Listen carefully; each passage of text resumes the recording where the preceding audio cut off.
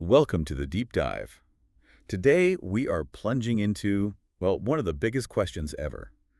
What happens after we die? It's the ultimate question, isn't it? Absolutely. And you've generously provided us with this fantastic stack of sources, mostly historical texts, some really insightful scholarly analyses exploring exactly that, what people believed across ancient cultures, major religions. Right. And our mission here, it's really clear.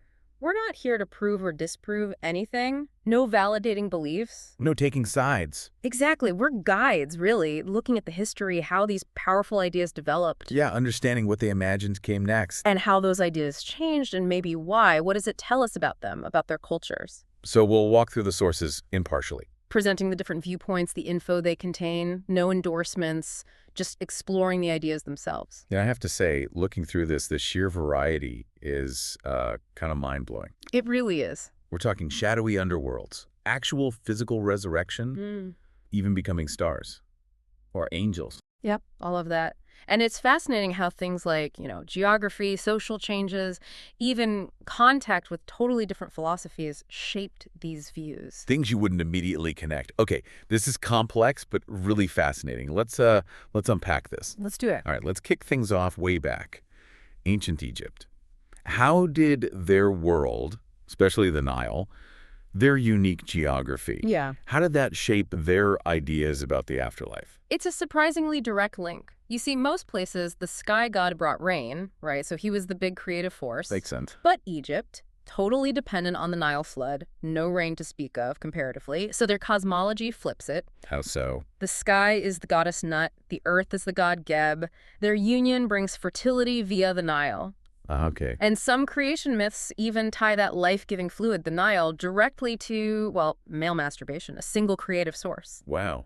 Very different from the usual Skyfather figure. Totally different. That geography really set the stage. And their actual afterlife concept wasn't static either, was it? It changed. Oh, significantly. Over thousands of years. Initially, getting a good afterlife was pretty much just for the king. A royal perk. Right. But then you see this gradual democratization. It spreads to the elite. Then eventually, with societal shifts, it becomes more accessible to, well, non-royals. Interesting. And they had specific terms for the outcome. Yeah, a key distinction was between the Ach, that's the transfigured, blessed person in the afterlife, often linked to light, like the sun. Okay. And Mut, which is just a corpse, dead forever. It wasn't really damned versus saved, like we might think, more like achieved transfiguration, or didn't. And they had this complex idea about different parts of the self needing to survive death. Exactly. It gets intricate. You have the Ka, which is like a vital image, a double. A double. Yeah, it survived death but needed a physical anchor somewhere to receive offerings. That's where statues came in. The receiver in order to live. Precisely. And mummification wasn't just preservation. It was providing a home, an embodiment for that Ka. So the mummy was crucial. Crucial. And then there's the Ba, maybe more like the personality or mobile soul, often shown as a human-headed bird. Right, I've seen those depictions. It could travel maybe to the sky, but it still needed that earthly image, the mummy or statue, for the rituals. It all had to work together. And the Osiris cult ties into this cycle of death and rebirth. Absolutely central. Osiris is the god who dies and is resurrected. Rituals like the Great Procession identified the dead king with Osiris. Enacting the cycle. Exactly. Linking the king's death and succession, the kingdom's continuity, directly to the Nile's rise and fall, the agricultural cycle, death as part of renewal. It's so tied to their physical world. Deeply. But it's important to remember, Egyptian views weren't uniform. You had different priesthoods with different emphases, like linking the pharaoh to the sun god Amun-Re. So variations over time. And variations based on who was influential. The pyramid texts from the earliest pyramids show that initial royal focus keeping the king's body going, declaring his continued life. And that later spread out. Right. Likely as power shifted, others gained access to those same funerary rites and beliefs. Okay, fascinating stuff. Let's shift gears now. Let's hop over to Mesopotamia and Canaan. How did their view of the afterlife stack up against Egypt's complexity? Well, the contrast is pretty stark, actually. Really? How so? In Mesopotamia, they called it Sheol, or sometimes Kutha. And in Canaan, the afterlife was seen as, well, under the earth. Down below. Yeah, near the primal waters. Think dark, disordered, silent, and crucially, far away from God or the God's presence. It's a bit grim. It does. Very similar to the Greek Hades, actually. In fact, the Septuagint, the Greek Old Testament, translates the Hebrew Sheol as Hades. So just a dreary destination for everyone, no judgment. Not initially, no, just the place everyone ended up. What about myths? Do they have stories explaining this? Oh, yes. The Mesopotamian myth of Inanna's descent is a big one. The goddess goes down, gets trapped, and can only return if someone takes her place. Who gets picked? Eventually, her husband, Dumuzi, or Tammuz, his sister Geshtinanna then agrees to share the time down there with him. And this connects to? The agricultural cycle. Dumuzi is linked to grain, Geshtinanna to fruit lines. Their time in the underworld explains the seasons, the cycle of growth, death, and rebirth in nature. Like Persephone in Greek myth. Very similar idea. Death is natural, part of the cycle. And Gilgamesh. That famous epic must tell us something. Definitely. The Epic of Gilgamesh is really a profound meditation on mortality. Gilgamesh's whole quest starts because his friend Enkidu dies, and he becomes terrified of death himself. He wants immortality. Desperately. Yeah. But the epic contrasts that quest with achieving lasting fame in the world. Heroic deeds, leaving a legacy that seems to be valued more than escaping the dim underworld. So earthly fame is the real immortality. That seems to be the emphasis. It's how Mesopotamians grappled with grief, with mortality. There are also some interesting parallels drawn with Adam and Eve. Both involve losing innocence and gaining knowledge of mortality, good and evil in Genesis, knowledge of, well, sexuality and civilization in Gilgamesh. But the biblical story leaves out the overt sexuality. Interesting comparison. So Gilgamesh offers a way to cope, maybe? Seems like it. It ends not with victory over death, but with a kind of acceptance. Okay, let's move east again. Ancient Israel, First Temple period. What were their early ideas?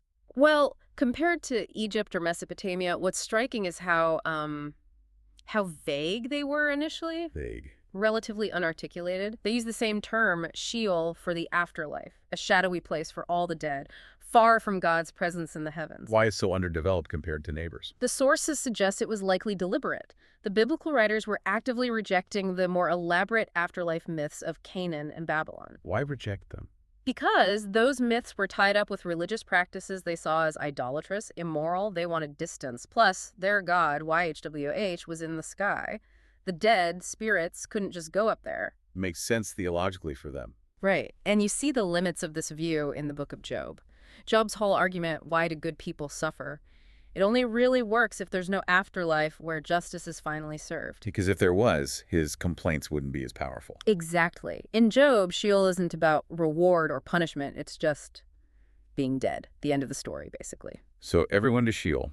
Any exceptions at all in these early texts? Any hint of something else? A couple of really mysterious ones, Enoch and Elijah. Ah, yes.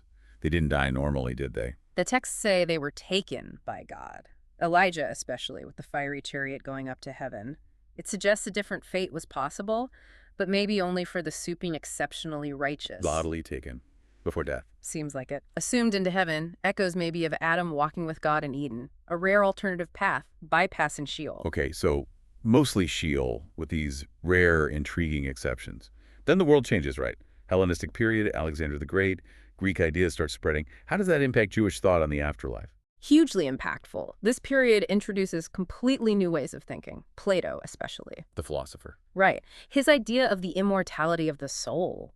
This was radical. How so? Because for Plato, immortality wasn't about heroic deeds or rituals or mummies. It was intrinsic to the mind, the soul itself. The soul was deathless by nature. And how did it achieve happiness? Felicity. Through contemplation, philosophy, ascetic practice, life on earth could even be seen as, a veil of tears the soul wants to escape. Thinking itself was the path. Wow, that's a very different focus. Massive shift. And it eventually became foundational for Western religion, especially Christian ideas about the soul, even if it took time to be fully accepted. Did Jewish thinkers engage with this? Absolutely. Look at Philo-Judaeus in Alexandria, a Jewish philosopher trying to synthesize Jewish tradition with Greek philosophy. And what did he think? He clearly preferred the Platonic idea, Athanasia, immortality of the soul, over the more traditional Jewish idea of anastasis, bodily resurrection. That probably seemed a bit crude to the Greek-educated intellectuals. So a split in thinking even then. Definitely. And you even had groups like the Sadducees, the priestly aristocracy, who denied any afterlife whatsoever. Josephus says this view appealed to the wealthy elite. They felt successful already. No need for cosmic rebalancing later. Fascinating. But despite Plato's influence, that idea of physical resurrection does come into Jewish thought later and strongly. Where did that come from? The influence seems to come more from the East, from Persia, Zoroastrianism. Zoroastrianism. What do they believe? They had this belief in the resurrection of the bones or stacks at the end of time. Resurrection of bones. Very physical. Very. And while we can't trace the exact borrowing step by step, the conceptual link is strong. It likely influenced the Jewish idea of a final bodily resurrection. Interesting that Zoroastrian and later Islamic heavens are often described as quite physical, even sensual. Right, which contrasts with some more purely spiritual Christian ideas, though. As the source notes, Christian views sometimes brought back bodily aspects, too. There was clearly interaction and tension. Isaiah 45 critiques Persian dualism, for instance. Okay, so Persian influence possibly for bodily resurrection. But when does it really surface clearly in Jewish texts? The absolute key text is the Book of Daniel.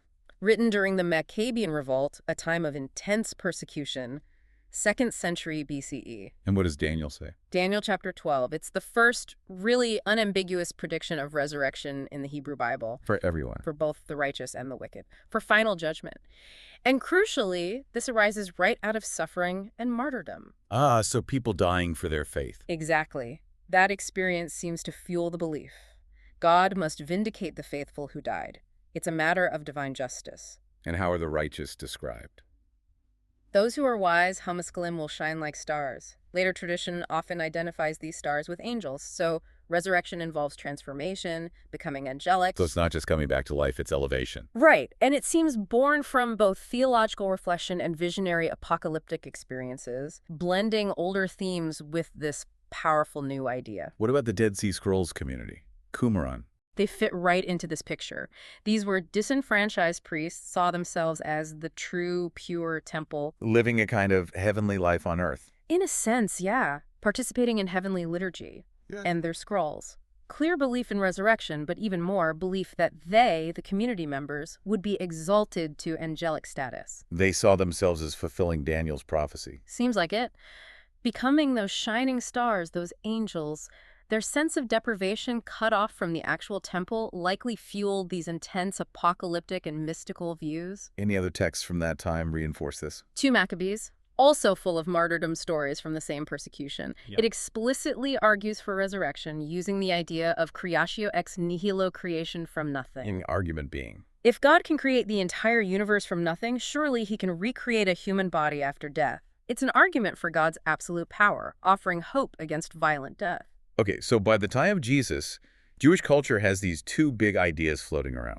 Bodily resurrection, maybe from Persian influence and martyrdom, and the immortality of the soul from Greek philosophy. That's a complex mix. How did early Christianity navigate that? That tension really shapes early Christian thought. Look at Paul. His understanding of resurrection draws heavily on Jewish mystical and apocalyptic traditions. How did he see it? Primarily through his own visionary experience of the risen Christ. In 1 Corinthians 15, he talks about a spiritual body, soma pneumatikon. Spiritual body, not physical. It's contrasted with the perishable physical body. This spiritual body is imperishable, glorious. It's a transformation. And how does one get this spiritual body? Through being in Christ. He links it strongly to baptism, seeing it as a death and rebirth, mirroring Christ's own resurrection. For Paul, the core wasn't an empty tomb, but this inner transformation, the Spirit's presence. Did Paul have other mystical experiences? He mentions one, somewhat reluctantly, in 2 Corinthians 12, a journey to the third heaven. It shows these kinds of ecstatic experiences, heavenly ascents, were part of the landscape. Like Merkabah mysticism. Exactly. Those traditions, visions like Enoch's or Ezekiel's, they clearly informed his thinking about transformation and the afterlife. It's interesting, Paul talks about visions, but later rabbinic Judaism became much more cautious about discussing them publicly. Okay, so Paul emphasizes the spiritual transformation. How do the Gospels portray Jesus' resurrection compared to that? There's a definite contrast. The Gospels, especially Luke and John, really emphasize the physicality of Jesus after the resurrection. Physicality? Like how? Showing his wounds, eating fish, letting Thomas touch him, they present it more as an objective historical event. Why that difference? Possibly written for a later audience needing a narrative, needing evidence. The empty tomb becomes key evidence, something you could theoretically verify, unlike Paul's internal visions. Or concrete. Right. Though there are still variations between the Gospels on the exact nature of the resurrected body and when he ascended. But the trend is towards a more physical, verifiable event. You even see Stephen in Acts having a vision linking Jesus' exaltation back to Daniel. Are there other early Christian views? Yes. Texts like the Gospel of Thomas, they echo Paul's stress on the spiritual nature of resurrection, inner transformation. But different how? They often reject the apocalyptic end-time scenario and physical resurrection altogether. The focus is on achieving enlightenment now, in this life, sometimes with striking imagery like women becoming male, meaning returning to a pre-gendered enlightened state. Very different emphasis. Yeah. Okay, let's turn finally to Islam. How does the afterlife figure there? Islam places a huge central emphasis on resurrection. It's right up there with belief in the one God. As a core doctrine. Absolutely.